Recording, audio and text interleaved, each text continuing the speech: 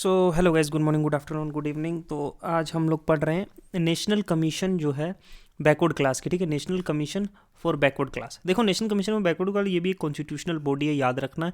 ये स्टैब्लिश की गई थी सेफ गार्ड करने के लिए राइट्स और प्रमोट करने के लिए वेलफेयर जो सोशली और एजुकेशनली जो है बैकवर्ड क्लासेज है। कॉमनली रेफर जिनको किया जाता है ओबीसी अदर बैकवर्ड क्लास। ठीक है, समझे? तो ये ऑपरेट किसके अंडर करती है? Under article 338 B. Okay, 338 B, ये याद रखना, आर्टिकल 338 बी। और इंट्रोड्यूस किया था किसने? 102 जो है कॉन्स्टिट्यूशनल अमेंडमेंट एक्ट 2018। इसको मतलब इस कमीशन को बैकवर्ड क्लास का तो कब हुआ था? देखो, बैकवर्ड क्लास जो है फर्स्ट टाइम जो है ना एवोल्यूशन, अगर हम पढ़े national commission for backward class का, प्री 1993 में जो इनिशियल एफर्ट्स की गई थी, जो फर्स्ट बैकवर्ड क्लास कमीशन है वो कॉन्स्टिट्यूट की थी 1953 में अंडर काका केलकर कमेटी। बट ये इसकी रिकमेंडेशंस जो है वो इंप्लीमेंट नहीं की गई। फिर सेकंड बैकवर्ड क्लास कमीशन जो एस्टैब्लिश की गई, जिसको हम मंडल कमीशन भी कहते हैं, इसने सेटअप की गई 1979 में under BP Mandal, leading to the implementation जो 27% रिजर्वेशन जो है जॉब्स में और एजुकेशन में ओबीसी को 1990 में। ठीक है, पोस्ट 1993 क्या होता है कि इसको जो है स्टैट्यूटरी जो है स्टेटस दिया जाता है। नेशनल कमीशन जो बैकवर्ड क्लास एक्ट है 1993 का, ये स्टैब्लिश करता है एनसीबीसी, एक स्टैट्यूटरी बॉडी जो एग्जामिन करेगी किसको इंक्लूड किया जाएगा, किसको एक्सक्लूड किया जाएगा। इंक्लूजन और एक्सक्लूजन जो है ऑफ कास्ट जो है ओबीसी है ना, और उनकी लिस्ट और जो उनकी ग्रीवियंस होंगे उनको एड्रेस करने के लिए। ठीक है, फिर गवर्नमेंट को ये लगा कि इसको जो है क्या करना है कि एक स्ट्रॉन्ग जो है इसको और पावर्स प्रोवाइड करने के लिए, इसको और ऑटोनॉमी प्रोवाइड करने के लिए इसको कॉन्स्टिट्यूशनल स्टेटस देने के लिए पड़ेगा, just like ST and SC. तो 102 जो है कॉन्स्टिट्यूशनल अमेंडमेंट एक्ट 2018 आता है, ये अपग्रेड कर देता है एनसीबीसी को एक कॉन्स्टिट्यूशनल बॉडी में under article 338 B. Provided it with कुछ इनकी पावर भी एनहेंस करता है, इनकी रिस्पॉन्सिबिलिटी भी, किस तरह से ये प्रोटेक्ट करेंगे जो पीपल हैं जो बिलोंग करते हैं अदर बैकवर्ड क्लासेस को। ठीक है, तो कॉन्स्टिट्यूशनल स्टेटस का कहाँ मिलता है? 102 जो है कॉन्स्टिट्यूशनल अमेंडमेंट एक्ट 2018 से। उससे पहले जो है इसको 1993 में स्टैट्यूटरी स्टेटस था। ठीक है, ओके। अच्छा, इसका हम लोग अगर हम इसका देखें, इसकी कंपोजिशन देखें, देखो इसमें भी एक चेयर पर्सन है, एक वाइस चेयरपर्सन है और 3 अदर मेंबर्स होते हैं। ये अपॉइंट किए जाते हैं प्रेसिडेंट ऑफ इंडिया के द्वारा। ठीक है, कौन कौन से? एक हो गया चेयरपर्सन, एक हो गया वाइस चेयरपर्सन और 3 अदर मेंबर्स होते हैं। ठीक है, कुल मिला के कितने हो गए? 5 मेंबर बॉडी। एक क्या है ये? मल्टी मेंबर बॉडी है, मल्टी मेंबर बॉडी।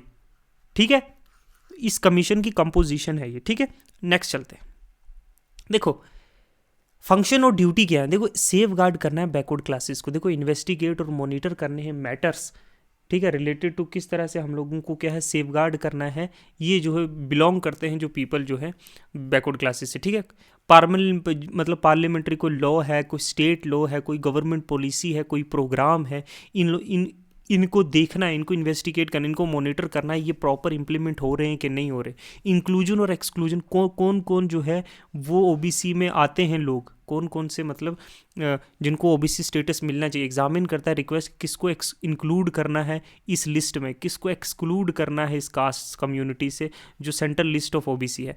प्रोवाइड करता है रिकमेंडेशंस प्रेसिडेंट को रिगार्डिंग ये जो चेंजेस करेंगे, जिनको एक्सक्लूड किया जाएगा या इंक्लूड किया जाएगा, इनको जो है क्या है ये लिस्ट जो है ये रिकमेंड करता है प्रेसिडेंट को। इन्वेस्टिगेट, अगर इंक्वायरी को या कोई स्पेसिफिक कंप्लेंट है, कोई डिस्क्रिमिनेशन की गई है ओबीसी से, या उनके राइट या सेफगार्ड्स को जो है डिप्राइव किया गया, मतलब उनको नहीं दिए गए हैं प्रॉपर राइट्स या सेफगार्ड, तो उनके रिलेटेड ये जो है केस एग्जामिन करता है। ठीक है, फिर ये कमीशन क्या करता है? रिपोर्ट भी करता है प्रेसिडेंट को। देखो, सबमिट करता है एनुअल या फिर स्पेशल जो रिपोर्ट है किसको? To the president of India को, कि क्या स्टेटस कि जो सेफ गार्ड्स जो कॉन्स्टिट्यूशन ने प्रोवाइड किए हैं क्या वो प्रॉपरली इंप्लीमेंट हो रहे हैं, उसका क्या स्टेटस है, क्या क्या चैलेंजेस ओबीसी फेस कर रही है, रिकमेंडेशंस जो कि कौन सी पॉलिसी इंप्रूवमेंट होती है। तो ईयरली ये जो है प्रेसिडेंट को सबमिट की जाती है और प्रेसिडेंट जो है वो जो है पार्लियामेंट में सबमिट करता है और पार्लियामेंट में वहाँ डिस्कशन और डिलिब्रेशन होता है इन चीज़ों पर कि क्या जो पॉलिसीज़ हमने की थी वो प्रॉपर इंप्लीमेंटेशन हुई हैं या नहीं, कौन से चैलेंजेस और फेस कर रहे हैं, उनके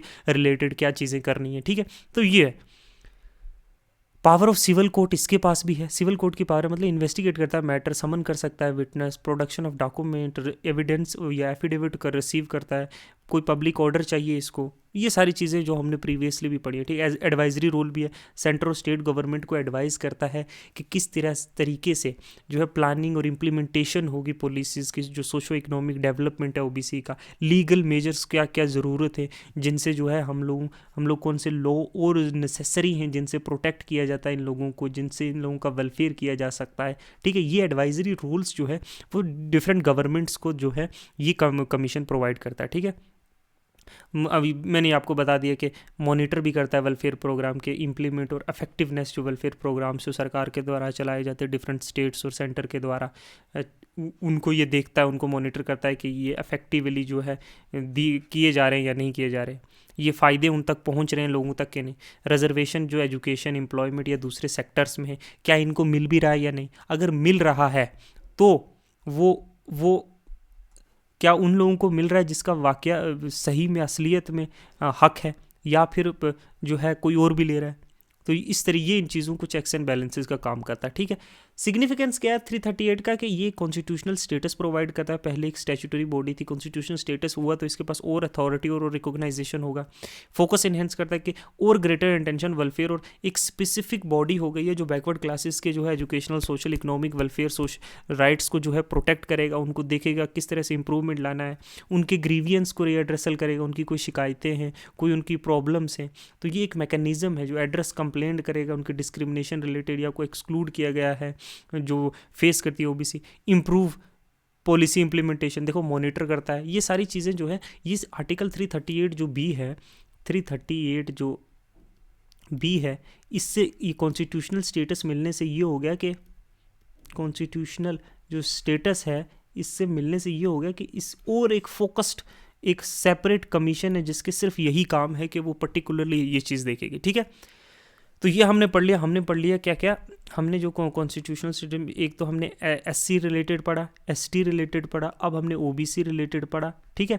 एक और रहता है लिंग्विस्टिक, ठीक है, वो भी आज ही करेंगे, ठीक है, लिंग्विस्टिक माइनॉरिटीज़ के लिए जो है कमीशन, ओके। तो इतना ही है, ये छोटा सा टॉपिक था, मैं चाहता था कि ये भी आपको समझ आए, आप 2-4 मिनट की वीडियोज़ में आपको क्लियर अंडरस्टैंडिंग हो जाए, ठीक है। Thank you.